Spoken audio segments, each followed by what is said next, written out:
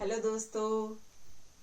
किसी ने बहुत खूब कहा है कि जिस दिन हमारा मन परमात्मा को याद करने और उसमें दिलचस्पी लेना शुरू कर देगा, उस दिन हमारी परेशानियां हम में दिलचस्पी लेना बंद कर देंगी।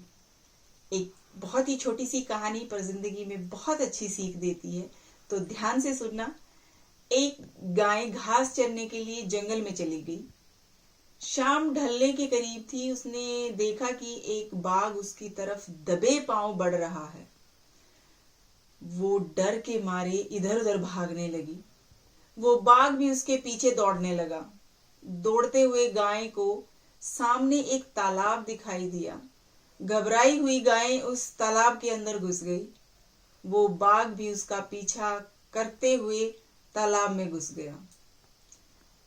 तब उसने देखा कि वो तालाब बहुत गहरा नहीं था, उसमें पानी कम था और कीचड़ से भरा हुआ था।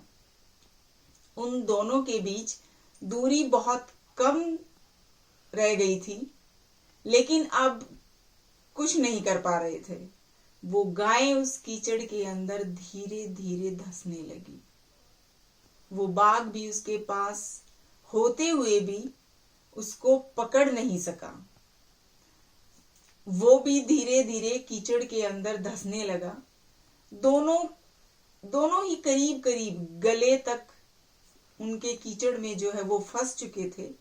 दोनों सिचुएशन ऐसी थी कि अब हिल भी नहीं पा रहे थे। गाय के इतना करीब होने के बावजूद वो बाघ उसको पकड़ नहीं पा रहा था। थोड़ी देर बाद गाय ने उस बाघ से पूछा, क्या तुम्हारा कोई गुरु या मालिक है? बाघ ने घुर्राते हुए कहा, मैं तो जंगल का राजा हूं। मेरा कोई मालिक नहीं, मैं खुद ही बहुत बड़ा मालिक हूं और पूरे जंगल पे राज करता हूं। मैं जंगल का राजा हूं। गाय ने कहा, लेकिन तुम्हारी उस शक्ति का यहाँ पर कोई उपयोग नहीं। क्या करोगे उस शक्ति का अब? उस बाघ ने कहा, तुम भी तो फंस गई हो और मरने के करीब हो। तुम्हारी भी तो हालत मेरे ही जैसी है। गाय ने मुस्कुराते हुए कहा, बिल्कुल नहीं।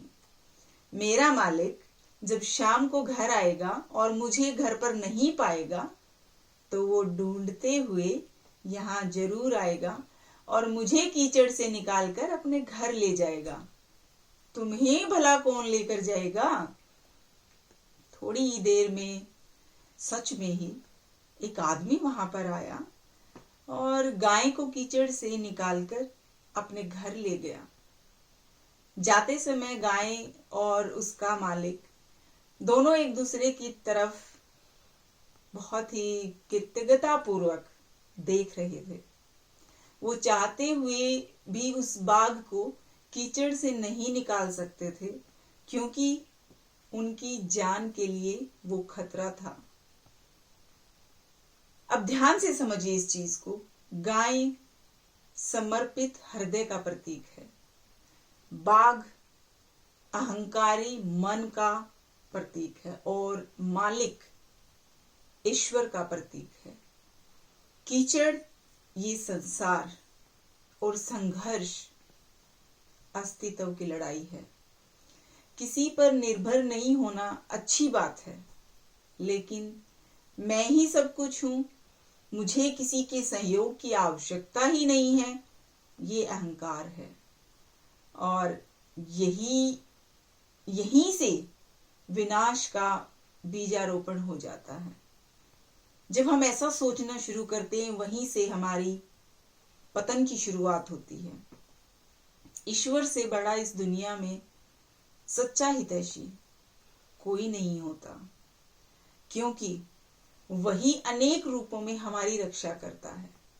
तो कभी भी अपने ऊपर ये घमंड ना करें कि मैं बहुत शक्तिशाली हूं, मैं बहुत धनवान हूं, मैं बहुत ताकतवर हूं, क्योंकि उस प्रभु परमात्मा से ताकतवर कोई भी नहीं है। अगर हम कोई भी काम कर पाते हैं, किसी की मदद कर पाते हैं, या अच्छा बिजनेस कर पाते हैं, या फैमिली को बहुत अच्छे से लुक आफ्टर कर पाते हैं, सारी रिस्पॉन्सिबिलिटीज हम बहुत अच्छे से कर पाते हैं, तो वो सिर्फ और सिर्फ इस प्रभु परमात्मा की कृपा से। इसकी कृपा के बिना हम कोई कुछ नहीं कर सकता।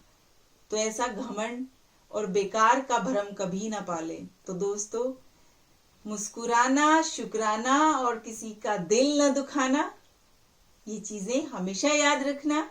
और बहुत जल्द फिर से मुलाकात होगी एक नई कहानी के साथ। तब तक के लिए अपना ख्याल रखना।